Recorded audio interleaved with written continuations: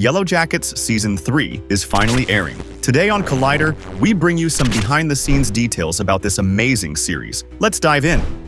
Filming Yellowjackets isn't just about surviving in the wilderness on screen. It's an intense, immersive experience for the actors behind the scenes as well. From adjusting to new filming locations to processing shocking character deaths, the cast has formed a tight bond, sharing their unique experiences on set and how the show has impacted them personally. For Sophie Thatcher, young Natalie, and Sammy Hanratty, young Misty, Season 3 brought a major shift in their work. After spending much of Season 2 on a soundstage, the production returned to filming on location, which completely changed the atmosphere. Thatcher, who thrives in natural settings, felt more connected to her character. "I feel like a better actor when I'm outside, in the elements," she explained. "I actually treated my hut like my home." The return to the wilderness gave the cast that same raw energy they had in Season 1, making everything feel more real.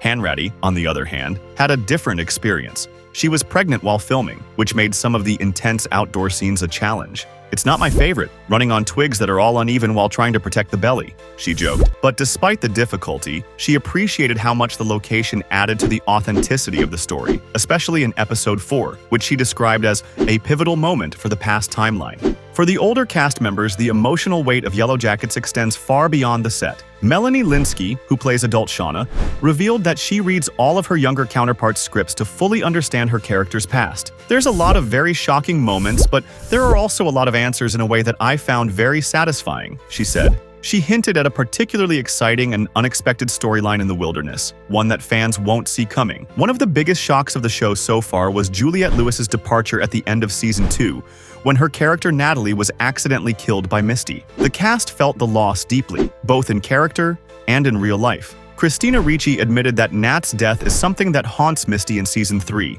saying that her character struggles to process her emotions. Like a lot of trauma survivors and people with PTSD, she's having trouble connecting with her grief, Ricci explained. "She's always just moving forward, but when she finally is able to feel it, things start to unravel." Sophie Nealis, young Shauna, also shared how the cast copes with character deaths. "Honestly, we find out when we get the script," she revealed.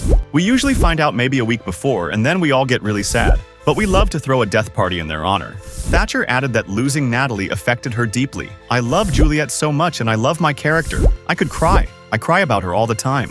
One of Yellowjackets' strengths is its ability to deliver stomach-churning moments without going over the top. Take Taysa, Jasmine Savoy Brown, breaking a teammate's leg early on. When that bone pops through the skin, it looks painfully real. A lot of credit goes to the makeup team, but Barnstorm VFX stepped in to enhance the blood and make sure everything stayed consistent in post-production. Then there's Coach Ben Scott, Steven Kruger, who suffered a severe leg injury in the crash and later had it amputated due to infection. On set, he wore a sock over his lower leg, which VFX later erased. But filming in the actual Vancouver wilderness made things tricky. Unlike a controlled studio, lighting changes and camera angles had to be adjusted for every shot to keep the illusion intact. Another brutal scene? Liv Hewson, getting mauled by wolves in Episode 7. The team added gruesome details like her exposed molars to make it as horrifying as possible. And let's not forget the creepy hallucination in Episode 4, where Natalie, Sophie Thatcher, sees her dead father's ghost, with a massive chunk of his head missing. Making that look real without it seeming cartoonish was one of Adkisson's biggest challenges.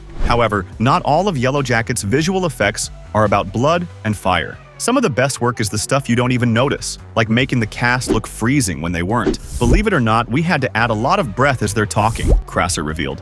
"On a soundstage, there's no actual cold air to create visible breath, so the team digitally added it in post. They also erased modern elements from the scenery, like ski slopes or logging marks, since the wilderness was supposed to be untouched. The cabin, despite feeling like a remote shack in the middle of nowhere, was actually shot on a soundstage. VFX extended the background, adding more trees and snowdrifts to complete the illusion. One of the show's most infamous scenes, when the survivors roast and eat Jackie, Ella Purnell, needed some serious VFX magic. The practical effects team built a dummy, but once they started filming, it didn't look quite right.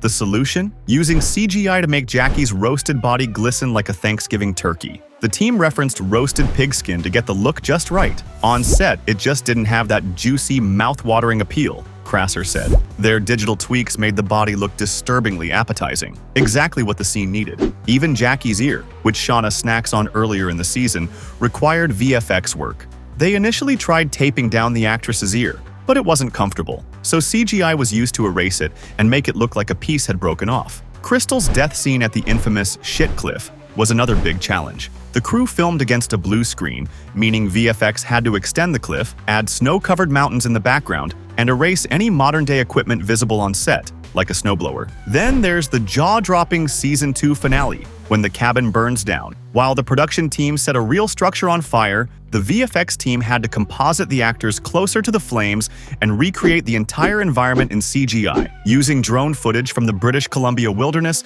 they pulled back to reveal the burning cabin surrounded by endless trees and mountains. The result?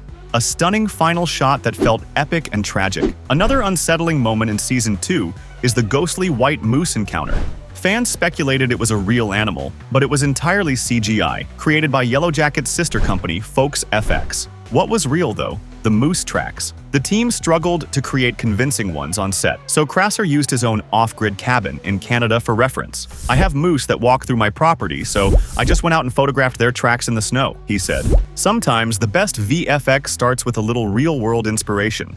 Yellowjackets is also packed with some seriously intense stunt work. The show might not be a full-blown action series, but when things go down, they go down hard. From brutal injuries to chaotic fights and terrifying animal attacks, the stunt team plays a huge role in making everything feel raw, messy, and real. Take the plane crash in the very first episode. That scene is pure chaos, with characters getting tossed around, hitting walls, and scrambling for safety. Instead of relying too much on CGI, the show used practical effects and stunt performers to capture the weightlessness and turbulence. Some actors were even attached to wires to make the whole thing feel more disorienting. And then, after the crash, you've got people crawling through burning wreckage, trying to lift heavy debris, and just generally fighting to stay alive. One of the most gruesome moments is when Coach Ben gets his leg crushed under a piece of the plane. The stunt team had to carefully coordinate how his body would react while keeping everything safe for the actor. The actual amputation scene later on was a mix of stunt work and visual effects, but either way, it's enough to make anyone queasy.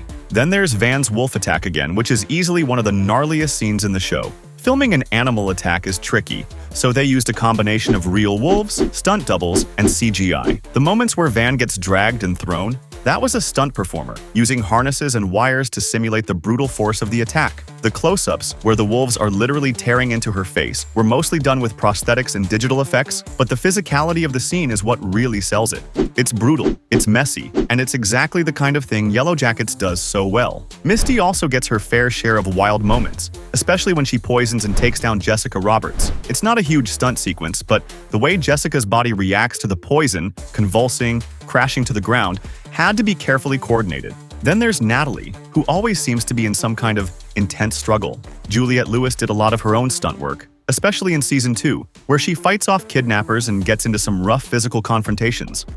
Filming Yellowjackets isn't just about acting, it's about fully immersing in the wilderness, embracing discomfort, and pushing through grueling scenes. Thanks for watching Collider. See you next time.